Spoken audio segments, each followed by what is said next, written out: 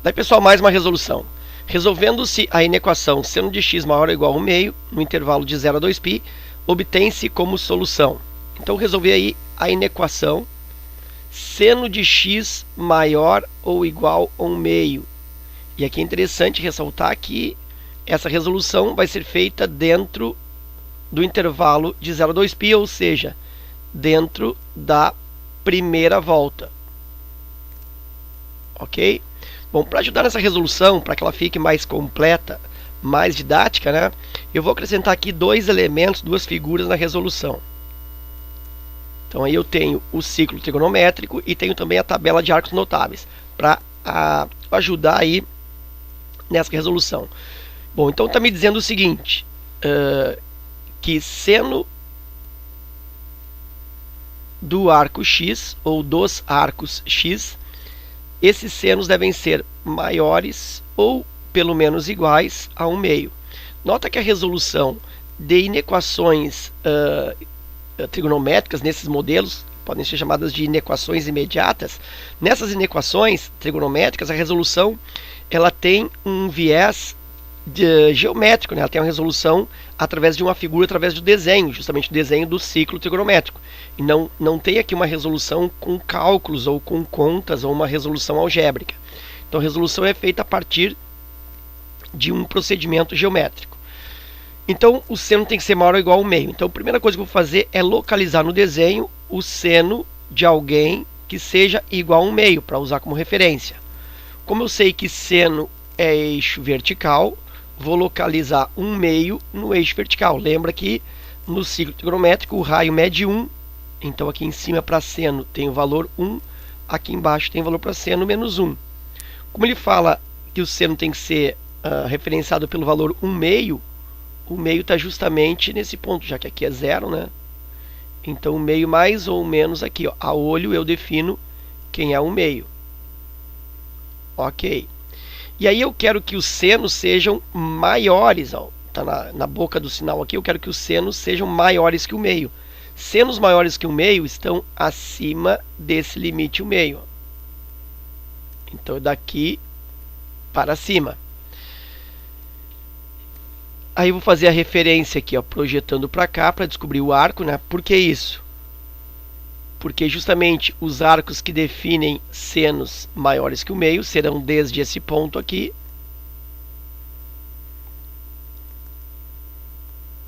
até esse ponto aqui, justamente nesse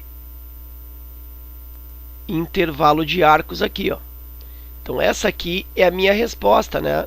Esses arcos que estão nesse intervalo. Então esses aqui são os valores do x, que vão desde esse ponto até esse outro. Mas aí eu preciso justamente referenciar quem são esses pontos. E é por isso que eu tenho a tabela de arcos notáveis, porque eu vou precisar saber quem é o seno, qual é o arco que tem seno igual ao meio. O arco que tem seno igual ao meio é o arco de 30 graus. Está aqui, ó, seno de 30 graus é igual ao meio, né? Raiz de 1 sobre 2 é o mesmo que 1 sobre 2. A raiz de 1 é 1, então 1 sobre 2, 1/2. Então o seno de 30 é igual a 1/2. Então significa que aqui eu tenho o arco 30 graus. E aí pensa comigo, ó, esse espaço aqui ele mede 60 graus, né, porque são de 30 até 90. Então esse espaço aqui também é 60 graus. Logo, esse ponto aqui tem que ser o que? 90 mais 60, tem que ser aqui 150 graus. Até porque, né, se isso aqui vale 30 graus, isso aqui também vale 30 graus, pensa que aqui é 180, recua 30 para cima, 150. Ok. Então já defini que a resposta disso aí, dentro da primeira volta, vai de 30 a 50. Então eu podia dizer que conjunto de solução seriam os x pertencentes aos números reais, desde que esse x se comporte dentro do intervalo de 30 graus até 150 graus. Então, em graus, eu tenho essa resposta. Os x variam de 30 até 150. Só que grau não é uma unidade tão adequada para esse tipo de resolução, para esse tipo de resposta. A resposta deve ser feita em cima de valores reais, já que ele diz que os x são reais, e 30 aqui não é considerado um valor real. Por quê? Porque ele precisa de uma escala grau, né? Ele é 30 graus, ele não é 30. Então ele não é um número real, ele carrega consigo essa unidade grau. Então isso aqui não é um valor real.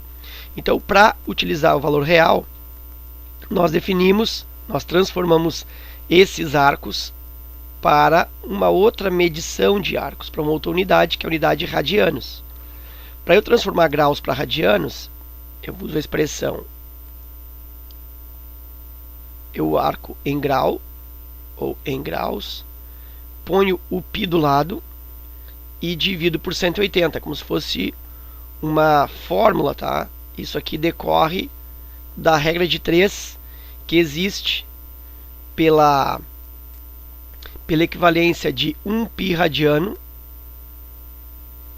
resultar em 180 graus. Então, através de um pensamento proporcional, através de uma regra de 3, eu chego a essa conclusão, que se eu pego o valor em graus, coloco o π do lado e 180 embaixo, eu tenho a conversão para radianos. É justamente isso que eu vou fazer. Vou pegar o 30 em graus, coloco o π do lado e aqui embaixo 180. Simplifico 30 por 180 direto por 30 e aí eu tenho π sobre 6. Então o conjunto de solução aqui, estou reescrevendo, x pertence aos reais, onde o x tem que ser maior ou igual a π sobre 6. E menor ou igual, aí eu faço a mesma coisa com 150. Ponho o arco em graus, 150, o ângulo em graus, 150, coloco o π do lado e embaixo 180. Simplifico aqui, aí eu tenho 15 por 18, posso simplificar isso por 3, podia ter feito direto por 30 de novo, né? Por 3, isso vai me dar 5 π sobre 6. 5 π sobre 6. E aqui eu tenho o conjunto de solução em radianos. E aí isso eu observo que está na letra de π sobre 6 até 5π sobre 6, na letra E. Então essa é a solução. Observa que eu tenho uma solução bem parecida, que é a solução A. Tu vê que são as mesmas raízes, π sobre 6 mais 2kπ, e aqui 5π sobre 6 mais 2kπ. Então observa que são as mesmas raízes.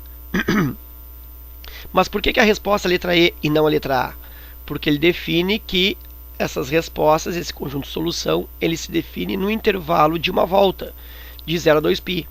E quando eu faço esse tipo de observação, esse tipo de complemento aqui na resposta de cada raiz, é para dizer que eu estou aceitando aqui as voltas completas, além da primeira volta.